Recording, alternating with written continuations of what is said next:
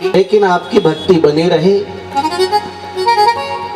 और निरंतर भक्ति की धारा मेरे अंदर बहती रहे भगवान, यही मुझे वर प्रदान करें। भगवान भोलेनाथ ने कहा, देखिए यह वर तो मैं पहले ही दे चुका हूँ, लेकिन मैं एक और वर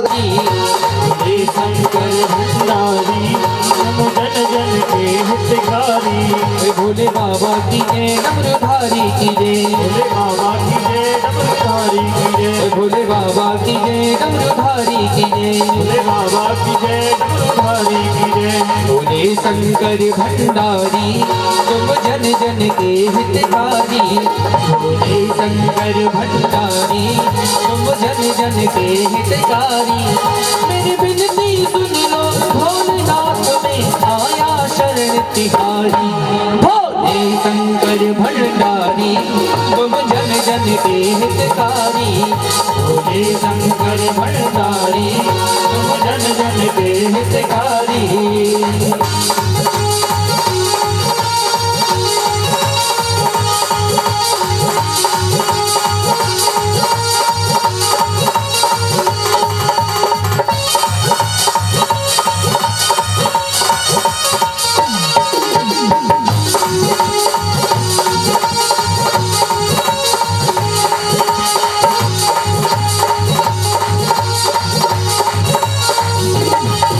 जब काल कोट ये विष निकला उसको भी तुमने पी डाला, तुमने पी डाला, उसको भी तुमने पी डाला।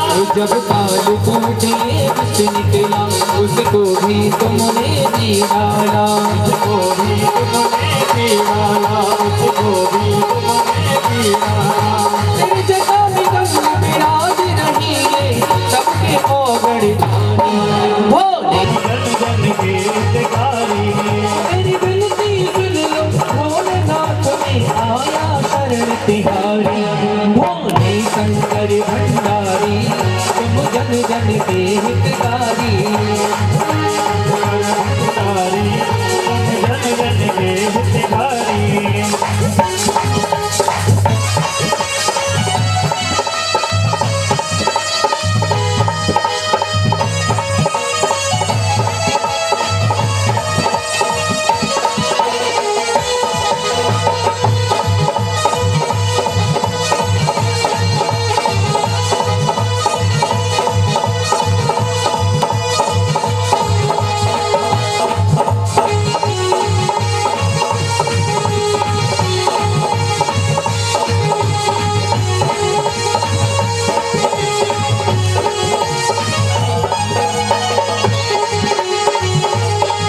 तेरे सब पे गंग विराज रही, ये सब भक्तों को तारी रही, ये सब भक्तों को तारी रही। देवों की करुण पुकार हुई पड़ गई मुसीबत भारी, भोले शंकर भंडारी तुम जन जन के हितकारी, भोले शंकर भंडारी तुम जन जन के हितकारी। मेरी विनती सुन लो भोलेनाथ में आया शरण तिहारी, भोले शंकर भंडारी तुम जन जन के हितकारी, भोले शंकर भंडारी तुम जन जन के हितकारी।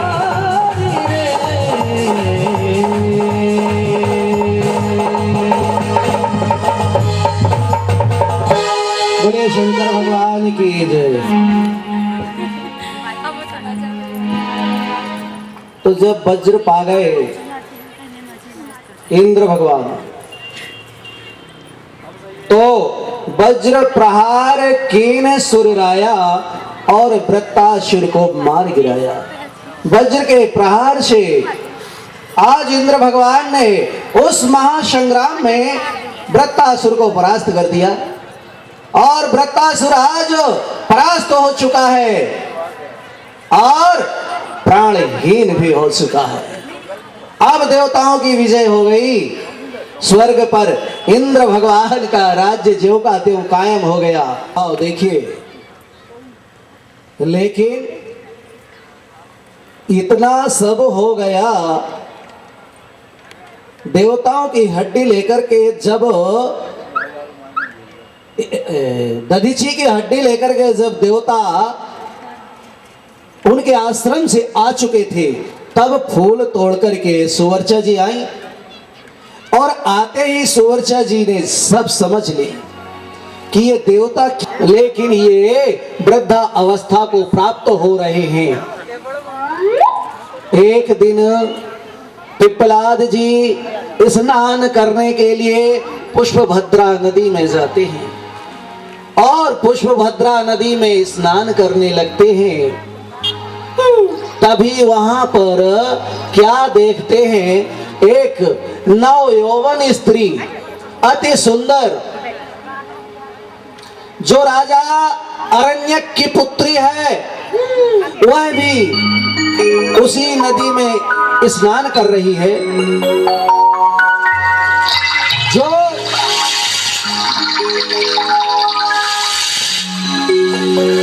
पार्वती के अंशभूत से उत्पन्न है, यहाँ शिव के अंशभूत से उत्पन्न है पिप्पलाद जी, वहां पार्वती जी के अंशभूत से उत्पन्न है पद्मा। उनका नाम पद्मा है, राजा अरण्यक की पुत्री है, नाम है पद्मा। बहुत ही सुंदर है, युवा अवस्था वाली हैं। पुष्पभद्रा नदी में स्नान करते हुए पिप्पलाद जी ने उन्हें देखा और पिप्पलाद जी ने देखा, मन में विचार किया कि इसके साथ में मेरी शादी होना चाहिए, मेरा विवाह इसी कन्या से होना चाहिए। सोई अरण्यक के पास में खुद चले जाते हैं। पिप्पलाद जी आज अरण्यक के पास में जाकर कह रहे हैं, महाराज अरण्यक, मैं तुमसे कुछ मांगने आया हूं। अरण्यक ने कहा, पिप्पलाद जी महाराज आप क्या मांगने आए हैं, बोलिए। कहा, आपकी कन्या का विवाह मेरे साथ में कर दो, बस यही मांगने आया हूं। राजा ने कहा, ये महाराज तो वृद्धावस्था को प्राप्त हो चुके हैं, मेरी कन्या युवा है, कैसा करना चाहिए? लेकिन ये धर्मात्मा है, पुण्यात्मा है। महाराज ने देखा कि पिप्पलाद के शरीर में बहुत तेज है, ये कोई साधारण आदमी नहीं है। महाराज समझ गए कि ये कोई साधारण पुरुष नहीं है, इसलिए महाराज ने कह दिया, हाँ मैं अपनी पुत्री का विवाह आपके साथ में करने के लिए तैयार हूं। और राजा अरण्यक ने अपनी पुत्री का विवाह जो है उन महाराज के साथ में, पिप्पलाद जी के साथ में कर दिया। अब पद्मा का विवाह पिप्पलाद से हो चुका है। अब जाकर के महलों में तो इन्हें रहना ही नहीं है, जंगल में बसेरा करने लगे, ये भी भगवान शंकर की तरह। फिर पीपल के नीचे धर्म से, तो धर्म देव तुम जाओ और पद्मा की परीक्षा तो लो, क्योंकि पिप्पलाद तो वृद्ध है और पद्मा एक नव युवती है। जाकर के उनके सतीत्व का परीक्षण तो करो।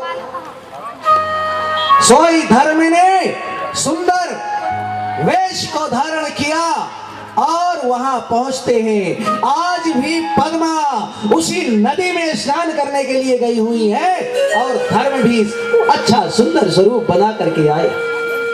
और धर्म जब आए तो क्या कहते हैं, हे पद्मा देवी, तुमने किससे शादी की हो?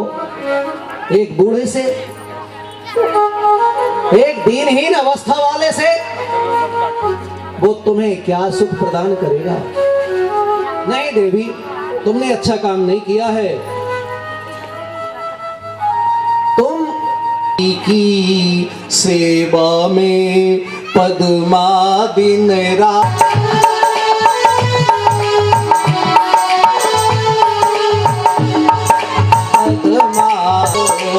पतिव्रत धर्म निभाती थी, अब ब्रजपति की सेवा में पद्मा दिन रात बिताती थी।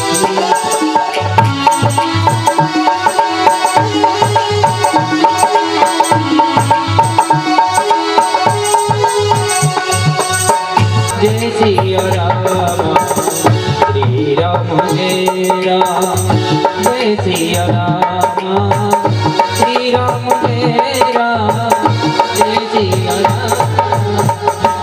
एक ही धर्म एक व्रत नेमा काय वचन मन पति पद प्रेम। पति के चरणों में इतना प्रेम है कि वो पति के चरणों को ही भगवान समझती है। इस प्रकार से उसके उस पतिव्रता का भी चहुओर कीर्ति फैलती है। पद्मा का पतिव्रत धर्म बढ़ा, चहुओर कीर्ति फैलाया। उस पतिव्रता की परीक्षा लेने के लिए आज धर्मराज चलकर आया। धर्मराज परीक्षा ले रहा है। देखिए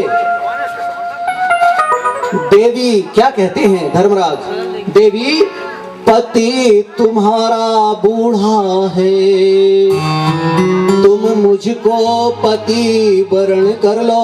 हे देवी पति तुम्हारा बूढ़ा है, तुम मुझको पति वरण कर लो। ये बूढ़ा तो मर जाएगा, कुछ जीवन का आनंद भर लो। हे देवी ये कुछ दिनों के बाद में तो चला जाएगा, बूढ़ा है कितने दिन साथ देगा, इसलिए इसे छोड़ो। तुम चलो हमारे संग में तो हम राजपाठ सब दे देंगे। हे देवी तुम हमारे साथ चलो तो हम राजपाठ सब दे देंगे। रानियों मैं आपसे विनम्र प्रार्थना कर रहा हूं, मुझे श्राप ना दें। कहा महाराज श्राप तो हो चुका, लेकिन भस्म होने का जो श्राप मैंने दिया था उसे कम कर देती हूं। बोले कम कर दो मैया। कहा सुनो, सतयुग में तुम चारों पदों से आनंदित होकर धर्म निभाओगे हे धर्मराज, लेकिन हर युग में एक एक पद से कम होते जाओगे। सतयुग में चारों पाद तुम्हारे होंगे, त्रेता में होंगे 3, द्वापर में 2 पाद तुम्हारे और कलयुग में एक ही पाद से बने रहोगे। तो ये कलयुग है। आज धर्म जो है एक पद वाला है, लेकिन फिर भी भूमंडल में धर्म की जय जयकार हो रही है। ये कोई कम बात नहीं है। जिस समय धर्म कम हो जाएगा लोग भगवान की जयकार करना छोड़ देंगे, और जब दुष्टों की जयकार करने लगेंगे उस समय कलयुग प्रलयंकारी रूप को धारण करेगा। याद रखो।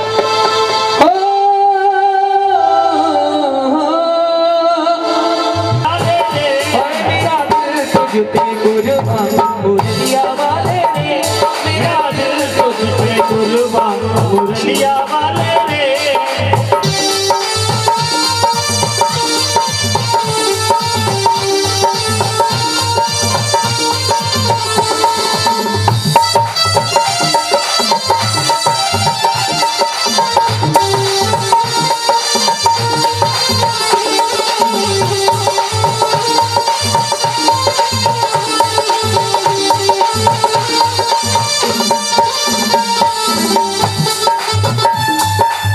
जब से देखी है तस्वीर तेरी, जब से देखी है तस्वीर तेरी, तब से बदल गई है तकदीर मेरी, तब से बदल गई है तकदीर मेरी। मुरलिया वाले रे सावरिया प्यारे रे, मुरलिया वाले रे सावरिया प्यारे रे, मेरा दिल तुझ पे कुर्बान, मुरलिया वाले रे मेरा दिल तुझ पे कुर्बान, मुरलिया वाले रे मेरा दिल तुझ पे कुर्बान, मुरलिया वाले रे।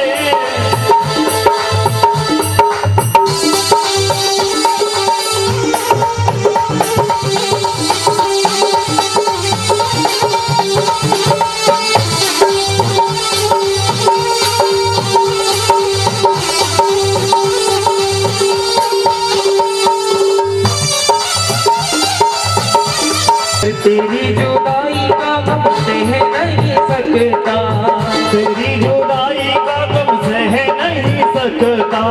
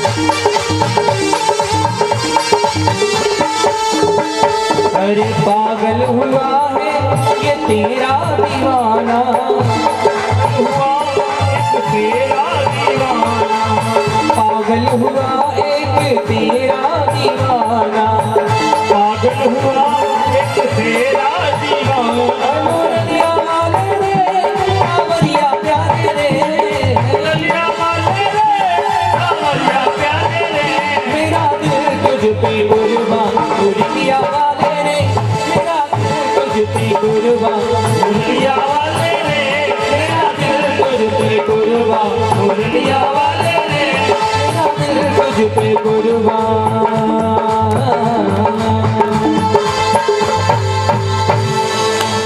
बोलिए शंकर भगवान की जय, बोलिए यज्ञ नारायण भगवान की जय। मातु नर्मदे हर हर रहे हैं, दर्शन करके यहाँ पांडाल में आकर अपना उचित आसन ग्रहण करके बैठ जाएं और भगवान की आनंदमयी कथाओं का आनंद प्राप्त करें। देखिए, एक घड़ी आधी में पुनियाद, तुलसी चर्चा राम की कटे कोट अपराध। न मालूम किसके जीवन में क्या घटने वाला है, शायद यहां बैठकर के वो क्षण निकल जाए तो बड़ी अच्छी कृपा है। एक व्यक्ति यही बात कह रहे थे और ये घटना एक जगह घटी भी हुई। कहा भैया जहां राम चर्चा सुनने को मिले जरा ठहर जाओ, सुन लो।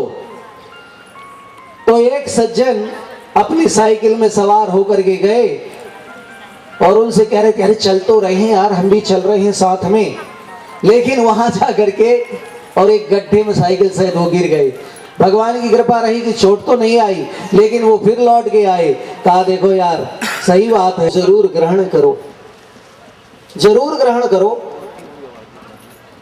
सारी बातों को छोड़ दो, अगर एक ही बात को पकड़ लें तो उसमें हमारा कल्याण है जी।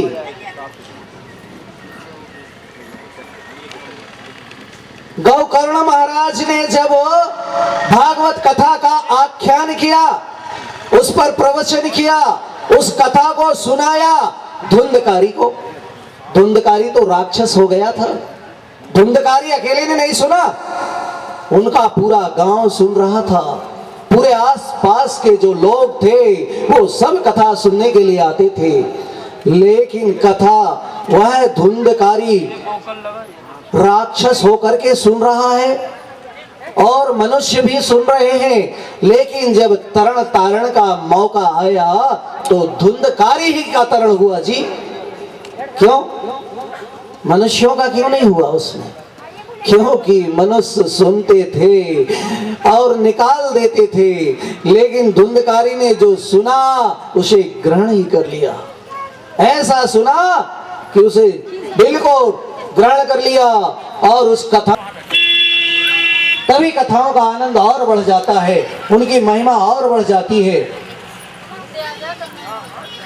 तो भगवान की कथा परम आनंद को देने वाली है, मुक्ति को देने वाली है, कल्याण को देने वाली है। भाव होना चाहिए, भाव ही प्रधान होना चाहिए। भावों की प्रधानता ही हमें भाव सागर से पार कराती है। भाव सागर से केवट कह रहा था भगवान ने कहा केवट से, अरे केवट तुम हमसे गंगा जो पार लगाए हो उसका महंत हो। हम एक ही कैटेगरी के हैं, आप और हम एक ही कैटेगरी के हैं। और जब एक ही कैटेगरी के हो, कहा नहीं भगवान अब भी नहीं लूंगा। बोले क्यों?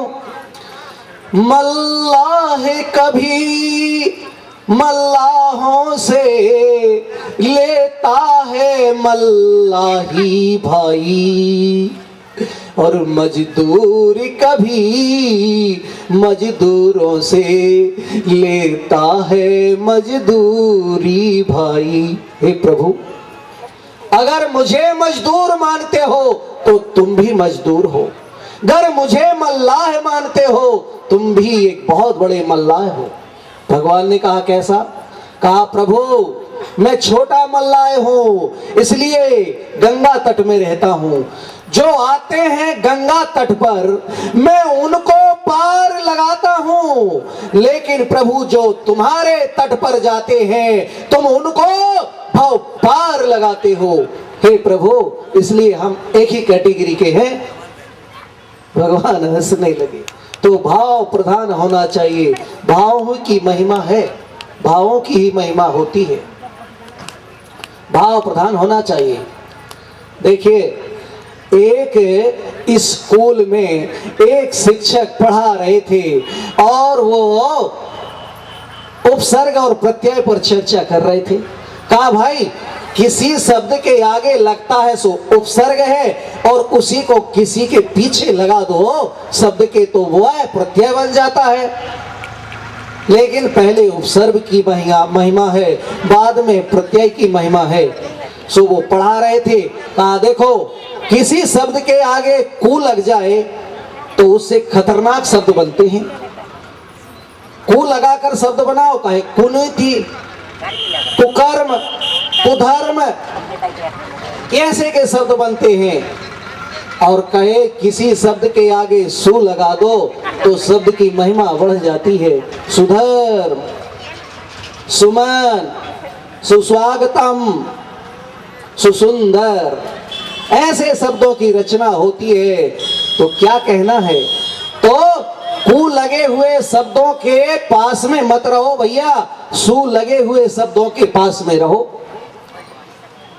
सो विद्यार्थी बड़ा हुआ, उसका विवाह हो गया, अब ससुराल गया विद्यार्थी। सो ससुराल वाले कहे कुंवर जी आ गए, कुंवर जी आ गए, कुंवर जी आ गए।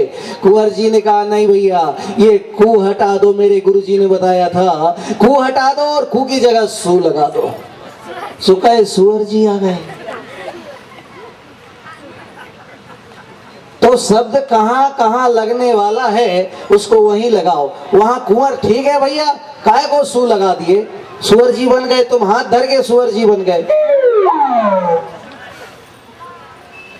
तो हर शब्द अपनी जगह अपनी महिमा को प्रकट करता है। इसीलिए राम की कथा हर जगह अपना स्वभाव प्रकट करती है, अपना प्रकाश प्रकट करती है।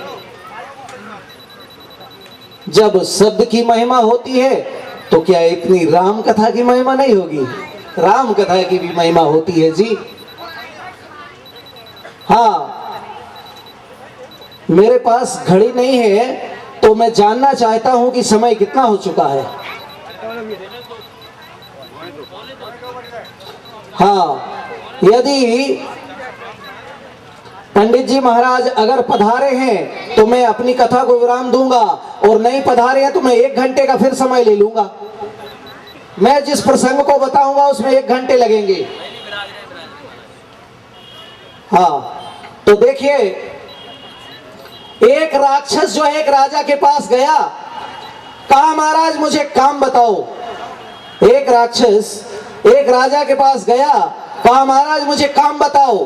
राजा ने कहा हाँ मैं तुझे काम बताऊंगा, लेकिन राक्षस ने कहा शर्त है, मैं आपके हर कामों को पूर्ण करूंगा, लेकिन आपने काम नहीं बताया तो आपको खा जाऊंगा। आपने यदि काम नहीं बताया तो मैं आपको ही खा जाऊंगा, याद रखना। राजा ने कहा ठीक है, मैं प्रयास करूंगा, काम बताते जाऊंगा, बताते जाऊं। कहा जाओ एक भवन निर्माण कर दो। उसने बहुत जल्दी से कम ही दिनों में भवन निर्माण कर दिया। कहा एक तालाब खोद दो, तालाब भी खोद दिया। राजा ने कहा इसको और क्या बड़े बड़े काम बताऊं। कहा भाई बच्चों के लिए स्कूल का निर्माण कर दो, एक औषधालय का निर्माण कर दो। सब निर्माण कर दिया उसने। कुछ माया शक्ति, कुछ उसकी स्वयं की शक्ति लगा करके वह बना देता था। कहा महाराज अब कोई काम बचा है क्या, बता, तुम्हें राजा बनाएंगे। कहा मैंने ऐसा कौन सा अपराध कर लिया, ये राजा बनाने के लिए कहकर ले जा रहे हैं, लेकिन क्या बनाएंगे मुझे कुछ मालूम नहीं। बहुत डर रहा था। डरते डरते उसको ले गए। हकीकत में उसको नहलवाए, दूध से, पंचामृत से, पंचगव्य से उसको नहलाए, राजसी वस्त्र पहनाए, ठाट भाट के साथ में राज सिंहासन पर बिठा दिए। कहा भाई ये क्या बना दिए? कहा राजा बना दिए। आज से आपका हुक्म चलेगा, सारी प्रजा आपका कहना मानेगी, आप राजा हो गए जी 5 साल तक के लिए। मगर 5 साल याद रखना, 5 साल के बाद में तुम्हारा जीवन लीला ही समाप्त हो जाएगी। कहा क्यों? राजा बन गए, मंत्री को बुला करके कहा मंत्री सारी बातें समझा दो। कहा महाराज जो राजा बनता है 5 साल तक तो खूब मनमानी करता है, और 5 साल के बाद में उसे उस तरफ देखो जहां बड़े बड़े शेर हैं, व्याघ्र हैं, जहरीले सांप हैं, उनके बीच में छोड़ते हैं, सो तुरंत चट कर जाते हैं। बस तुम्हारी लीला 5 साल की है, 5 साल जो लगे कर लो, है साराम उपद्रव जो करना है कर लो। ठीक है, सज्जन पुरुष तो था, कहा ठीक है 5 साल तो बहुत दूर है। उसने दूसरे ही दिन से गुरु लोगों को बुलवाया, गुरुवर कुछ ऐसी बात बताएं जिससे हम कुछ राज्य की अच्छी व्यवस्था कर दें। मंत्रियों को बुला करके सलाह लिया और सब तरह कुएं, तालाब, बावड़ियां, लोगों के घरों को नया बनवा दिया, और जो उस क्षेत्र में दिखता था वहां का जंगल कटवाया, वहां पर भी एक नगर बसवाया, वहां भी लोग आनंद से रहने लगे। जो भयंकर नदी थी उसको सुसज्जित रूप से उसमें तालाब का निर्माण हुआ, कंचन जल उसमें भर गया, सब तरह आनंद ही आनंद आने लगा, बाग बगीचे बनवा दिया, और उसने अपने राज्य में राम की कीर्तन शुरू करा दिया। 5 साल तक हर घरों में कीर्तन, मंदिरों का निर्माण करवा दिया, देवताओं की स्थापना करवा दिया, और हर जगह रोड सड़क बनवा दिया। बड़ा आनंद से उसने 5 साल व्यतीत किया और भगवान की भक्ति भी करते रहा। और जिस दिन 5 साल पूरे हुए उसने खुद बुलवाया, लोग तो खुद इकट्ठे होकर के जाते थे राजा को बदलने के लिए, राजा ने आज खुद बुलवाया, सब लोग मिलकर आ जाओ, आज मुझे बदल डालो, आज मुझे बदल दो। राजा ने कहा बताओ किस तरफ फेंकोगे मुझे, वहां कि यहां, किस तरफ फेंकना है जरा बता दो। सब लोग इकट्ठे होकर के बैठे, सब ने हाथ जोड़ लिया, हे महाराज आप तो ऐसे राजा बन गए हैं जिन्हें बदलने की जरूरत नहीं। अब ऐसे राजा हमें मिले हैं जिन्हें हम बदलेंगे नहीं। सारी जनता की, सारी प्रजा की बातों को आप सुनने वाले हैं, हे दया सिंधु हम आपको नहीं बदलेंगे। आपने तो वह कर दिया कि यहाँ भी अच्छा, वहां भी अच्छा, उस तरफ भी अच्छा, इसलिए यहाँ भी अच्छा और वहां भी अच्छा, तो सब तरफ अच्छा करो तो जय जयकार होती है, आनंद ही आनंद आता है। इस प्रकार से महाराज आपको कहीं बदलने की जरूरत नहीं है, आपने तो वो कर दिखाया है, हम आपको क्या बदलेंगे। अब आप सदा सदा हमारे राजा हैं और हम सदा सदा के लिए आपकी प्रजा हैं। महाराज आपको हम नहीं बदलेंगे, आप बदलने का कोई काम नहीं है। इस प्रकार से 1 मिनट के लिए भगवान की कीर्तन कर लें, फिर मैं अपना स्थान बदल दूंगा। चलिए काम में लग जाओ भाई। सीताराम सीताराम सीताराम सीताराम सीताराम सीताराम सीताराम सीता श्याम राधे श्याम राधे श्याम राधे श्याम राधे श्याम राधे श्याम राधे श्याम।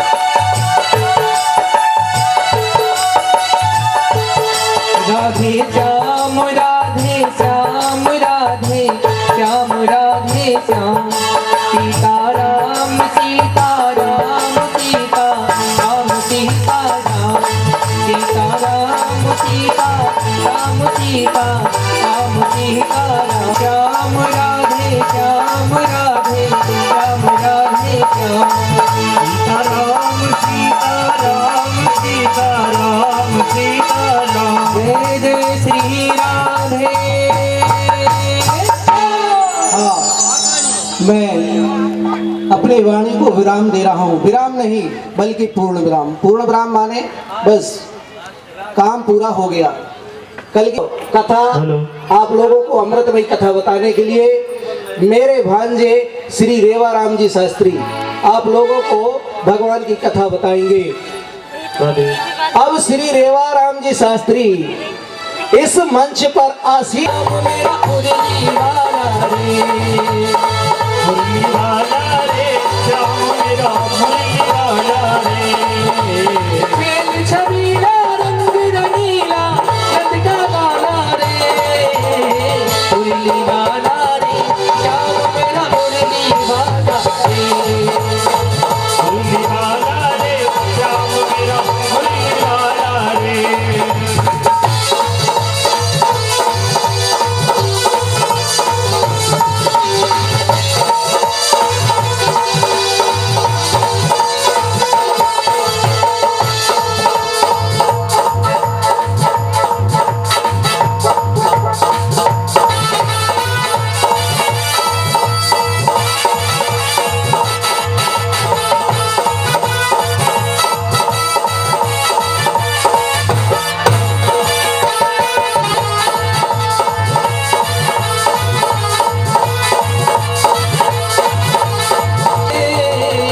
मुरली वाला रे श्याम मेरा मुरली वाला रे मुरली वाला रे श्याम मेरा मुरली वाला रे मुरली वाला रे श्याम मेरा मुरली वाला रे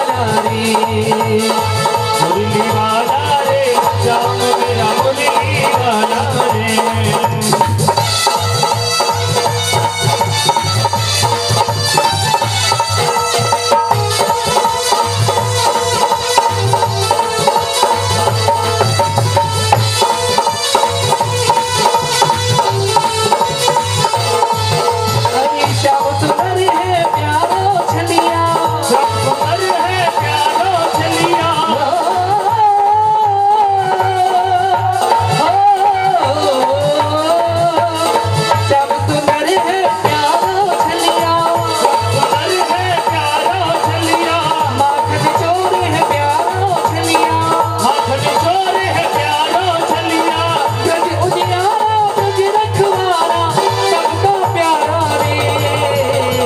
मुरली वाला रे श्याम मेरा मुरली वाला रे मुरली वाला रे श्याम मेरा मुरली वाला रे खेल छबीला रंग रंगीला लटका गाना रे मुरली वाला रे श्याम मेरा मुरली वाला रे मुरली वाला रे श्याम मेरा मुरली वाला रे मुरली वाला रे श्याम मेरा मुरली वाला रे मुरली वाला रे श्याम मेरा मुरली वाला रे।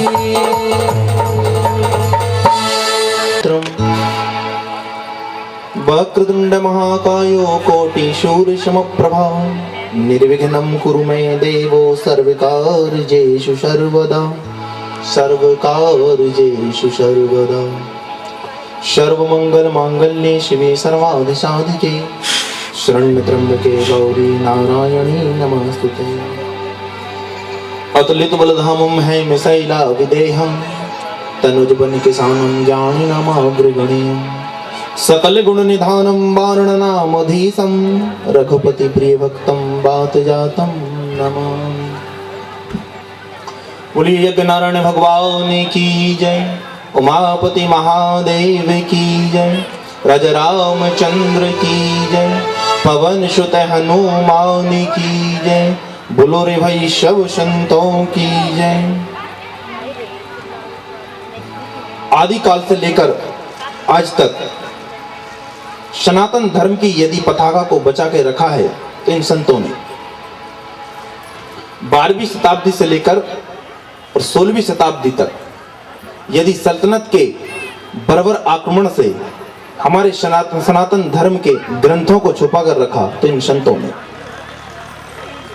जब चारों तरफ में औरंगजेब का आतंक चल रहा था, उस काल को हिंदी साहित्य में भक्ति काल कहते हैं। हिंदी साहित्य का स्वर्ण युग भी कहा जाता है। उसमें यदि ये संत ना होते तो आज हम आधे से ज्यादा लुप्त हो जाते। सनातन धर्म मुझे लगता है कि भारत के किसी कोने में ही बचा रहता। इन संतों की महिमा को जितना गाया जाए कम है। गोस्वामी तुलसीदास जी महाराज ने एक बार हनुमान जी महाराज जी से कहा, देखिए संत जो करना चाहें वह कलयुग में भी कर सकते हैं, एकेडमी ऑफ द पावर उनके पास है, बस संत बन होना चाहिए। बाबा गोस्वामी 500 वर्ष पूर्व हमारे बीच में थे, ज़्यादा समय नहीं हुआ है सूरदास जी को, गोस्वामी दास जी को। गोस्वामी दास जी महाराज ने एक बार कहा भगवान से कि हनुमान जी महाराज जी से कि मुझे प्रभु के दर्शन पाना है। उन्होंने कहा अब? बोले हाँ। उनका ठीक हो जाएंगे। हनुमान जी महाराज जी की कृपा से एक बार चित्रकूट पर प्रभु के दर्शन हुए। राजा राम अपने अनुज सहित सुंदर घोड़े पर सवार होकर वहां से निकले। गोस्वामी बाबा ने देखा बड़े सुंदर राजकुमार हैं, पर पहचान नहीं पाए, निकल कर चले गए। दोबारा हनुमान जी महाराज जी ने कहा क्यों, कल तो दर्शन हुए, पहचान नहीं पाए क्या? कहने लगे नहीं महाराज, नहीं पहचान। कल फिर आएंगे वो। दूसरे दिन भगवान फिर आए। हनुमान जी महाराज ने देखा कि आज भी ऐसा ना हो कि ये पहचान ना पाए और राजा राम फिर चले जाएं। तो तुलसीदास जी के पास कि बाबा अच्छा सुंदर चंदन घिस रहे हो, हमें भी तिलक लगा दो। और तिलक लगा ही रहे थे और पहचान नहीं पा रहे थे कि ये पूर्ण ब्रह्म परमात्मा ही है। तो तुलसीदास जी महाराज जी फिर ना भूल जाए, इसलिए तोते का रूप रखा के हनुमान जी महाराज ने यह दोहा बोला, प्रभु को पहचाना, प्रणाम किया, प्रभु के दर्शन हो गए हनुमान जी महाराज जी की कृपा से। एक दिन हनुमान जी महाराज जी जो हैं बैठकर राम कथा कह रहे थे, अचानक उन्हें याद आया कि आज भगवान के साकेत धाम पर ब्रह्म ऋषियों की, तपस्वियों की, यक्षों की, किन्नरों की, गंधर्वों की सभा है। देवता भी उस सभा में सम्मिलित होंगे, मुझे भी जाना है। तुलसीदास बाबा से बोले बाबा आज कथा हम यहीं समापन करेंगे, बाकी कथा कल कहेंगे। बोले क्यों महाराज जी? बोले हमें जो है साकेत धाम जाना है। साकेत धाम अभी? बोले हाँ। बोले हमें भी ले चलो ना। बोले वहाँ सशरीर व्यक्ति नहीं जा सकता। बोले आपकी कृपा हो जाए तो सब कुछ हो सकता है। हनुमान जी महाराज की कृपा जिसमें हो जाए, हमें ले चलिए, इसी बहाने कम से कम राम का दरबार और राम के दर्शन हो जाएंगे। उन्होंने कहा देखो वहां पर क्या है कि मैं भी जाकर दास की भांति बैठता हूँ, मैं तुम्हें कैसे ले जा सकता हूँ? बोले हम भी जहाँ आप दास की भांति बैठेंगे वहीं किनारे में हम भी बैठे रहेंगे, ले चलो। तुलसीदास जी के हट के कारण हनुमान जी महाराज उन्हें ले गए। किसी कवि की कल्पना हो गई है, ले गए, साकेत धाम ले गए। हनुमान जी महाराज के साथ में बाबा गोस्वामी चले गए। ध्यान दीजिए, ईश्वर के आदेश है, भगवान विष्णु का साक्षात आदेश हुआ करता है। 7 दरवाजे पार करके आप अंदर जाते हैं, 7 दरवाजे आप अंदर पार करके जाते हैं। पैर पर हो, त्रिपुंड लगा हो या रामानंदी तिलक लगा हुआ हो, जनेऊ डला हो, तुलसी या रुद्राक्ष की माला हो, ऐसे व्यक्ति को दरवाजे में न रोका जाए, सीधे अंदर आने दिया जाए। यही आदेश भगवान राम का साकेत धाम पर था। यदि मस्तिष्क में रामानंदी तिलक है और जनेऊ डला हुआ हो या तुलसी की माला या रुद्राक्ष की माला है और लंगोट आदि लगी हुई है, तो उस व्यक्ति को दरवाजे में न रोका जाए, अंदर आने दिया जाए। तो बाबा गोस्वामी तो 12 जगहों पर जो है, जैसा क्या रामानंद संप्रदाय का नियम है, रामानंद संप्रदाय का नियम है कि 12 जगहों पर तिलक लगाते हैं। वो रामानंदी तिलक लगा होता है और गले पर तुलसी की माला होती है। उघारे रहते थे, नीचे लंगोट लगा और सुंदर खड़ावन पहने हुए बाबा गोस्वामी जो है हनुमान जी महाराज जी के साथ चले गए। भक्ति का एक तेज अलग होता है, भक्त तेजवान हो जाता है, ईश्वर का अंश उसमें आ जाता है। तो स्वर्ण के भांति गोस्वामी जी का शरीर चमक अलग चमकती है, उसकी चमकता रहता है। हनुमान जी महाराज जी के साथ गए, साकेत धाम पर देखा बड़ी भीड़ थी महाराज, भगवान राम का दरबार लगा है। तीनों भैया सेवा में लगे हुए हैं। सीता जी जो है वो बगल पर बैठी हुई हैं। ब्रह्मा आदि शिव आदि आते जा रहे हैं, सभी देवता आते जा रहे हैं, अपना लेखा जोखा देते जा रहे हैं। सिद्ध ऋषि बैठे हुए हैं, ब्रह्म ऋषि बैठे हुए हैं, महर्षि बैठे हुए हैं, उसके बाद देवता बैठे हैं, एक तरफ देवांगनाएं बैठी हुई हैं। बहुत भीड़ है भगवान के यहाँ मिलने पर। बाबा ने देखा कि हनुमान जी महाराज जी किनारे से आए और भगवान की सेवा करने लगे, पैरों के यहाँ बैठ गए। धीरे से वहीं किनारे पर तुलसीदास जी महाराज बैठ गए। जब तुलसीदास जी महाराज को बैठा हुआ देखा तो सब लोगों का जो ध्यान था वह तुलसीदास जी तरफ गया। हनुमान जी महाराज जी हल्के से रामचंद्र ने इशारा किया, ये कौन है? जब पूछा कि ये कौन है, हनुमान जी महाराज जी ने हाथ जोड़कर कहा, महाराज आपकी वाल्मीकि रामायण को हिंदी पर ट्रांसफर करने वाले 2 रजिस्टर रखे हुए थे। तुलसीदास जी ने देखा कि ये रजिस्टर काय के हैं, धीरे से उठाया। एक में लिखे थे हमारे भक्तों के नाम, एक में लिखे थे हमारे भक्तों के नाम। पलटाए, थोड़ा सा मन में आया कि इसमें मेरा नाम हो ना हो, मेरे गुरु का नाम तो जरूर होगा, अर्थात हनुमान जी का नाम तो जरूर होगा। पलटाया रजिस्टर, देखा पूरा रजिस्टर पलटा दिया साहब, उसमें हनुमान जी महाराज जी का नाम नहीं देखा। सोचा दूसरे में होगा, जब दूसरे में देखा तो दूसरे में भी नहीं मिला। तो गोस्वामी बाबा को रोना आ गया कि मेरी तो छोड़ो, मेरा जो गुरु है वो भक्ति की प्रकाष्ठा है, भक्ति की प्रकाष्ठा है, भक्ति का सीमांकन है, सीमा है। जब हनुमान जी महाराज जी का नाम भक्तों की लिस्ट में है, महाराज रामचंद्र जी के सामने नहीं है, तो मेरा कहां तक आ पाएगा? यह सोचकर रुदन आ गया, रोने लगे। उनका रोना सुनकर भगवान राम ने उठाया, बोले क्या बात है गोस्वामी, क्यों रुदन कर रहे हो? बोले प्रभु कुछ नहीं, बस हमने ये सोचा था कि हम आपकी भक्तों की लिस्ट में शामिल हो गए होंगे। मैंने ये पढ़ा था कि एक भी बार जो आपका नाम मन क्रम वचना से ले दे, अंतर आत्मा से ले दे, उसे आप भक्त मान लेते हैं।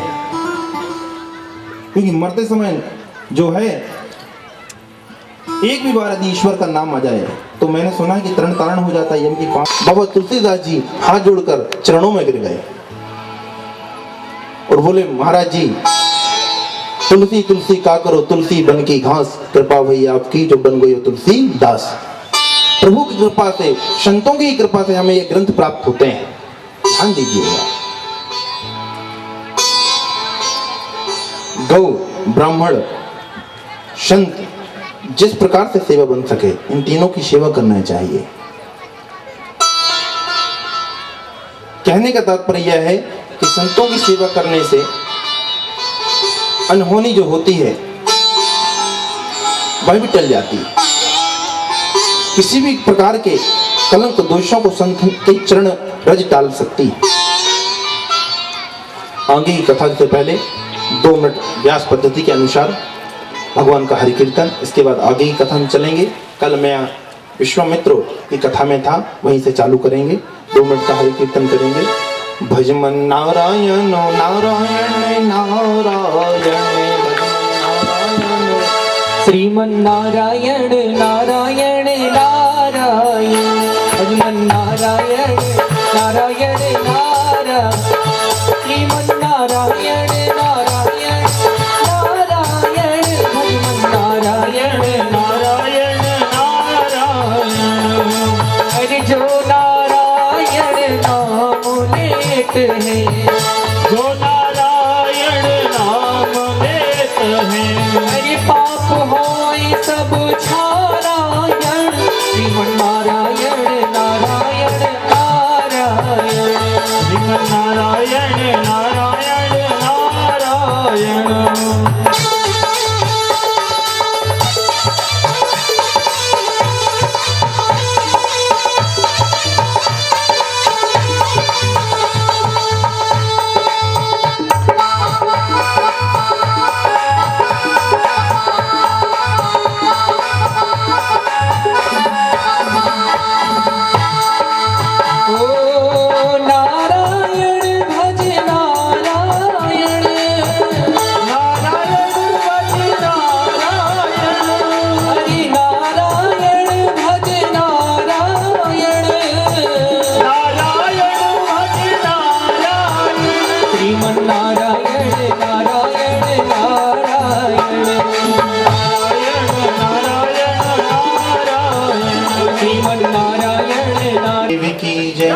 यज्ञनारायण भगवान की जय।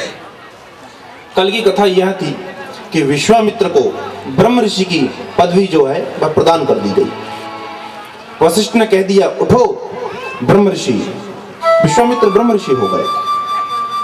ब्रह्म जानेति इति ब्रह्म, जो ब्रह्म को जान ले वही ब्राह्मण है। ब्रह्म ऋषि कह दिया गया, ब्रह्म ऋषि हो गए। गायत्री उपासक तो थे, जितने महामंत्र हैं जगमाही कोई गायत्री सम नाही। गायत्री की साधना ब्राह्मणों को बताई गई, करना चाहिए। ब्रह्म तेज की पुष्टि होती है। यदि ब्रह्म तेज चाहिए तो गायत्री अवश्य करना चाहिए। गायत्री का तेज को श्रापित करके लुप्त कर दिया गया कि कलयुग में कहीं इसका प्रादुर्भाव से जो है ब्राह्मण अहंकारी ना हो जाए। गायत्री को 4 श्राप दिए गए महाराज। सबसे पहले ब्रह्मा जी ने, फिर शुक्राचार्य ने, विश्वामित्र ने और वशिष्ठ ने, ये 4 गायत्री को श्राप है। तो ब्राह्मण लोग गायत्री करते हैं, उन्हें चारों श्राप विमोचन करना चाहिए, तब वह गायत्री जो है फल देती है। कारण था, बड़ा तेज था, तीव्रता थी। त्रिशक्तियों की एक शक्ति है, क्योंकि ब्रह्मा शिव और विष्णु क्या तेज है। जो उस गायत्री की उत्पत्ति करने का अधिकार जो है वह विश्वामित्र को प्राप्त हुआ। विश्वामित्र के कारण ही गायत्री का सृजन हुआ। गायत्री साधक में सबसे निपुण और श्रेष्ठ स्थान है विश्वामित्र का। विश्वामित्र के बाद पर अब गायत्री और ब्रह्म ऋषि दोनों की पदवी मिल गई। अपने तेज को बढ़ाया। एक दिन भ्रमण करते हुए सतपुड़ा पर्वत पर पहुंच जाते हैं। बसंत का महीना, बसंत ऋतु छाई हुई थी, बढ़िया सुंदर मौसम था। एक तालाब के किनारे विश्वामित्र बैठे हुए थे। रंभा आदि अप्सराएं वहां पर स्नान करने के लिए आई। रंभा पर मोहित होकर विश्वामित्र ने उनके साथ पर विवाह करने की इच्छा उत्पन्न की। उन्होंने कहा महाराज, हम विवाह बंधन पर बंधकर पृथ्वी पर ज्यादा दिन तक नहीं रह सकते। तो कहा जितने दिन रह सको उतने दिन ठीक है। रंभा के साथ पर इन्होंने 5 वर्ष तक व्यतीत किया। 5 वर्ष तक विश्वामित्र रंभा के साथ में रहे। उनसे एक पुत्री उत्पन्न हुई जिसका नाम है शकुंतला। एक पुत्री उत्पन्न हुई, विश्वामित्र की ही कन्या है, जिसका नाम है शकुंतला। शकुंतला के उत्पन्न होने के बाद में रंभा ने उसको विश्वामित्र को सौंपा। महाराज ये आपकी कन्या है, हम देवांगनाएं हैं, हमको वरदान है। हम संतान देने के बाद में पुनः उसी अवस्था में चले जाते हैं जैसे पहले होते हैं। ये आपकी कन्या, आप इसे सौंपे। विश्वामित्र ने कहा मैं तपस्वी साधक ऋषि हूं, मैं ऐसे लेकर कहां घूमूंगा, मुझे तपस्या के लिए निकलना है। तो तुम साथ में थे इसलिए मैं आपके साथ में रुक गया। मैं तपस्वी पुरुष इसे लेकर कहां घूमूंगा। कहने लगे महाराज आप जाने, आपका काम जाने, ये आपकी कन्या है, आप इसे ग्रहण करें, इसे पकड़ें, हम तो चल दिए। विश्वामित्र के पास उस कन्या को छोड़कर अप्सराएं जो थीं अपने देवलोक को चली जाती हैं। विश्वामित्र उस कन्या को लेकर प्रणव ऋषि के आश्रम के पास पहुंचे। देखा प्रातः काल का समय है, ऋषिवर उठने ही वाले होंगे। उनके आश्रम के प्रमुख दरवाजे पर उस कन्या को लिटा दिया और तपस्या के लिए चल गए। कर्णव ऋषि जो थे वह उठे। उन्होंने जैसे देखा कोई छोटा सा शिशु रुदन कर रहा है, जैसे ही बाहर आए देखा एक कन्या पड़ी हुई है। उसने उठाया, ईश्वर को धन्यवाद दिया कि प्रभु आपको लाख बार धन्यवाद है, भले व्याघ्र आदि कोई पशु इसे ले ना गए। उसका लालन पालन करने लगे, उसका लालन पालन करने लगे। धीरे धीरे वह कन्या बड़ी होने लगी। विश्वामित्र का तेज था, जो चीज एक बार उसे पढ़ा लिखी दी जाए, जो बता दिया जाए एक बार में याद हो जाए। धीरे धीरे वह कन्या बड़ी हुई, 12 वर्ष की अवस्था में गई।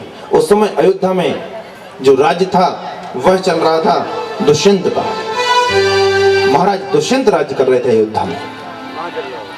बड़े तपस्वी तेज थे, जिनका पुत्र भारत होता है बात पर। दुष्यंत महाराज का राज्य था अयोध्या पे। एक दिन अखेट करने के लिए दुष्यंत गए। धोखे से रास्ता भूलने के कारण कर्णव ऋषि के आश्रम तक पहुंच जाते हैं। देखा यहाँ पर कुछ कन्याएं पानी भर रही हैं सरोवर के किनारे, हो सकता है यहाँ कहीं बस्ती हो। यह सोचकर उनके पास गए। कहा, हे देवी, यहाँ किसी बस्ती है क्या आश्रम है? उन ऋषि कन्याओं ने परिचय पूछा। महाराज, आप कौन हैं, कहाँ से आए? कहने लगे, महाराज दुष्यंत हूँ, अयोध्या का निवासी हूँ, अयोध्या का राजा हूँ। रास्ता भटक जाने के कारण आपके आश्रम तरफ आ गया हूँ। कहने लगे, चलिए हमारे गुरुदेव हैं, उनको प्रणाम करिए, वही आपको रास्ता बता सकते हैं। दुष्यंत कर्णव ऋषि के आश्रम पर पहुंचे, प्रणाम किया। प्रणाम करने के बाद राजन आए हैं। कर्णव ऋषि द्वारा उनका स्वागत सत्कार किया गया। आप क्षुधा से जो हैं इस समय जो है परेशान होंगे, इसलिए कुछ भोजन वगैरह पालें। यथोचित उनके सत्कार की व्यवस्था, भोजन आदि की व्यवस्था की गई। उचित आसन पर उन्हें जो है आराम के लिए बैठा दिया गया। संध्या का समय हो गया था, इसलिए कर्णव ने आने नहीं दिया। रात्रि व्यतीत होने के बाद प्रातः हुआ।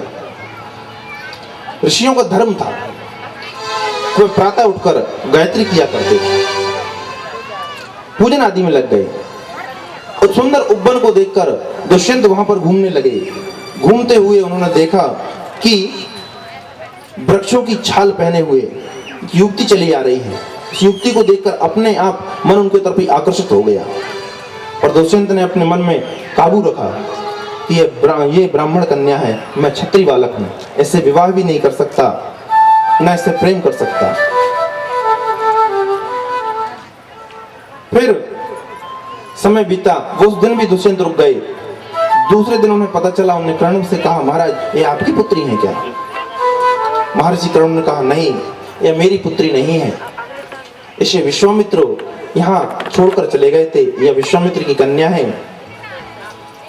उन्होंने मुझे बताया भी नहीं था, पर देवयोग से मैं जान गया कि विश्वामित्र की कन्या है। विश्वामित्र चूंकि पहले क्षत्रिय थे, बाद में ब्रह्म ऋषि पद प्राप्त हुआ है, इसलिए दुष्यंत ने कहा यह क्षत्रिय कन्या है, अतः मैं इसके साथ विवाह कर सकता हूं। वेद इसकी अनुमति देते हैं। कर्णव से उन्होंने प्रार्थना की, महाराज यदि आपकी आज्ञा हो तो मैं शकुंतला से विवाह करना चाहता हूं।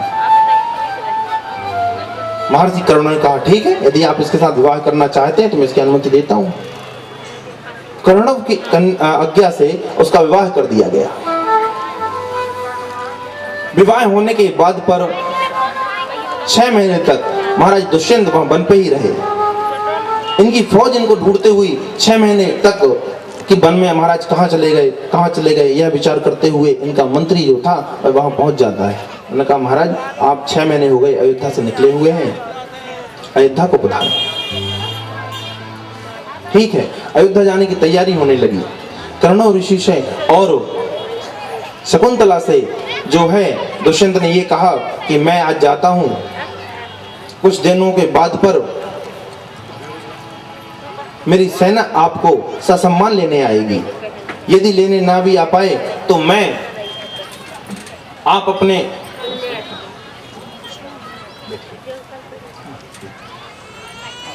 अपने इन पंडितों के साथ में वहां आ जाना, मैं आपको सबके सामने पत्नी रूप में स्वीकार करके और अयोध्या पे रख लूंगा। ठीक है, कहने लगे महाराज ऐसे ही होगा। यहां पर महाराज दुष्यंत अयोध्या चले गए। जल की घड़ियां उठाकर जल भरने के लिए उसी तालाब पर शकुंतला पहुंचती है। मन में कुछ स्वप्न चल रहे थे, कुछ अदृश्यमयी बातें चल रही थी, उनके कारण उन्होंने देख नहीं पाया कि वशिष्ठ जी विराजमान है। हमारे जितने प्रभात फेरी मंडल हमारे बीच पर आए हुए हैं, मां नर्मदा शिव यज्ञ समिति उनका हार्दिक स्वागत करती है और हम इस मंच के माध्यम से ईश्वर से प्रार्थना करते हैं कि उन्हें ऐसे ही सद्बुद्धि प्रदान करते रहे और वो हमारे आजू बाजू के जितने गांव पर हैं इसी प्रकार भगवत नाम का प्रचार करते जाएं। एक बार हमारे जितने प्रभात फेरी मंडल आए हैं उनके लिए जोरदार ताली हो जाए। बोलिए राधा कृष्ण भगवान की जय।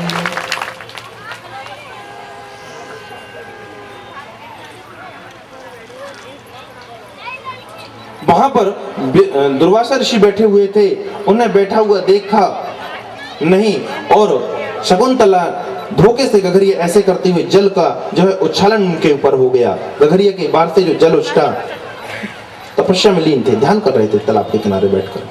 उन्हें देखा एक कन्या जो है वह अपने पति की अदृश्यमयी बातों को याद करते हुए मेरे ऊपर जल का उच्छालन कर रही, श्राप दे दिया। जिसके सपने तुम देख रही हो, जिसके विचारों में तुम खोई हुई हो, मैं श्राप देता हूं कि समय आने पर वह आपको नहीं पहचानेगा। मैं श्राप देता हूं कि समय आने पर वह आपको पहचानने से इनकार कर देगा।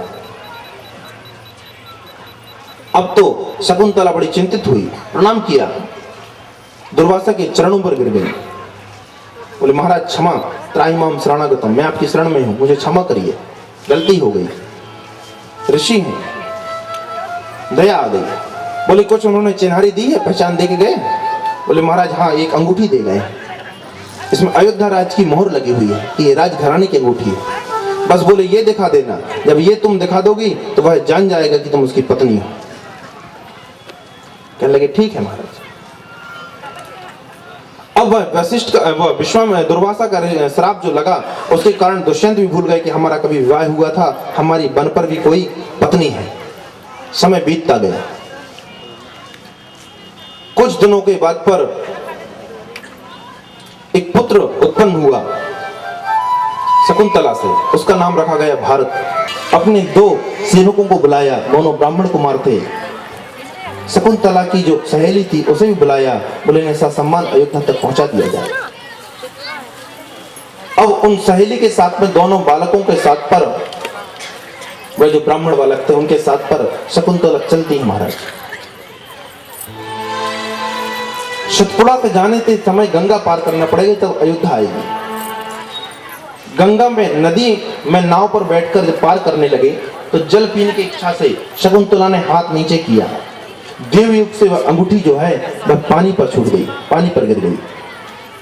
उस अंगूठी को एक मछली ने खा लिया, ध्यान नहीं दिया कि अंगूठी। चले गए, अयोध्या पहुंचे, मंत्रियों से गुहार लगाई, हम राजन से मिलना चाहते हैं।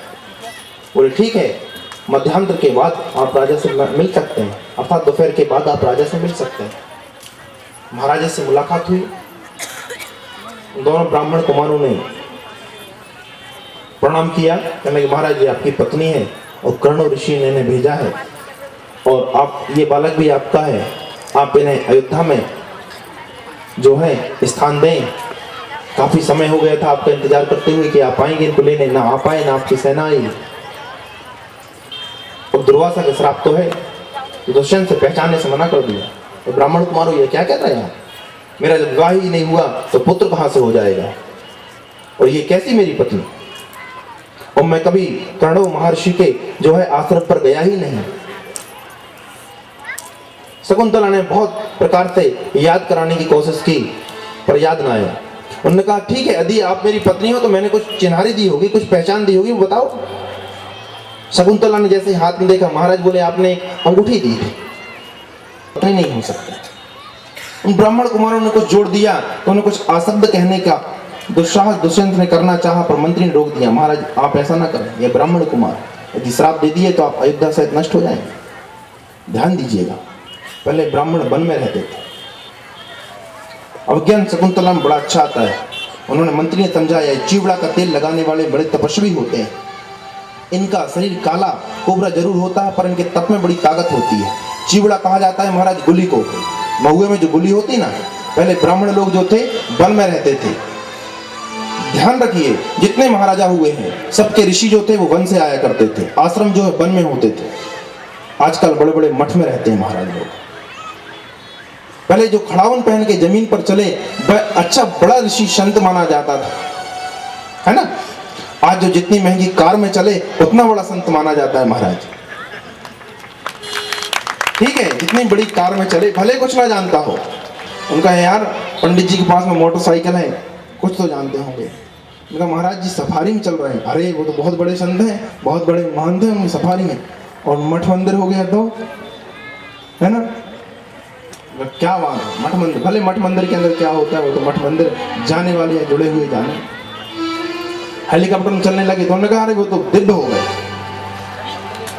है ना, महामंडलेश्वर है ना जी। बोले वो शास्त्रार्थ में एक लंगोटी छाप व्याकरणाचार्य से ना जीते, और लोगों की नजर में जो जितना बड़े वाहन में चलेगा वह बड़ा पंडित हो जाएगा। जबकि पहले ये था जो वन में रहे, कम वस्तुओं में अपना जीवन यापन करे, पेड़ों की छाल माने जाते थे। आज आप देखें बड़े बड़े आश्रम, इसलिए सनातन धर्म की पताका को नीचे लाने पर, सनातन धर्म को गर्त में ले जाने पर ये तपस्वियों का ढोंग करते हैं, इनका भी हाथ है महाराज। कहीं ना कहीं ब्राह्मण समाज भी जो है इसका अधिकार रखती है कि उसने तपस्वियों का भेष बनाकर ढोंग करना चालू कर दिया है।